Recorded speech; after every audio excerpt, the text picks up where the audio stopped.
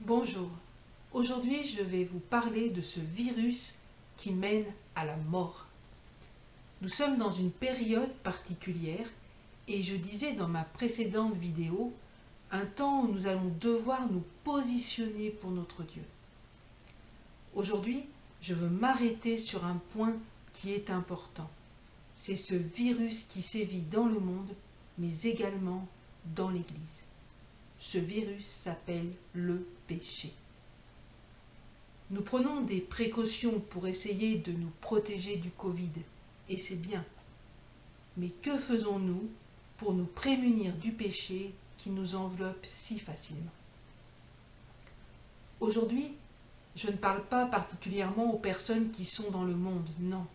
Je m'adresse de la part du Seigneur à toutes celles et à tous ceux qui se considèrent, tout comme moi, comme faisant partie de l'Église, corps de Christ.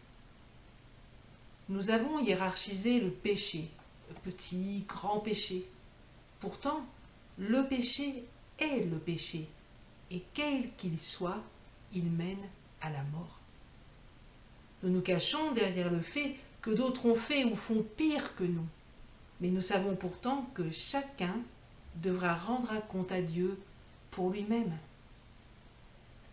Nous nous insurgeons contre certaines choses qui sont dans la maison de Dieu, mais nous oublions que le mensonge, la calomnie, la séduction, la manipulation, les pratiques occultes, le racisme, la jalousie, la tricherie, la duplicité, la cupidité, notre manque d'amour pour notre prochain, notre orgueil démesuré de nous croire supérieurs aux autres, amènent tout autant la mort que l'adultère, la fornication, le vol, le meurtre, etc.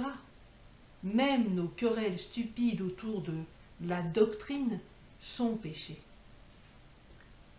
Nous sommes devenus insensibles aux interpellations de Dieu face à cette peste qu'est le péché que nous avons si bien accepté dans nos vies. Comme je le disais, nous nous protégeons pour ne pas attraper ce virus du Covid qui peut entraîner à la mort physique.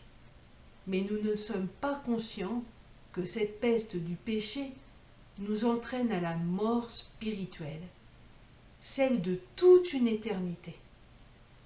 De plus, nos appels, nos destinées en Dieu, notre moi, notre épanouissement sont devenus des dieux pour notre vie, nous obscurcissant la vue et empêchant que nous soyons éclairés sur les véritables attentes à notre égard du Dieu véritable.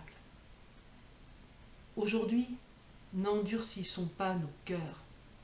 Acceptons de nous laisser interpeller. C'est le temps de nous humilier sous sa main puissante. Il est celui qui ne se lasse pas de nous pardonner.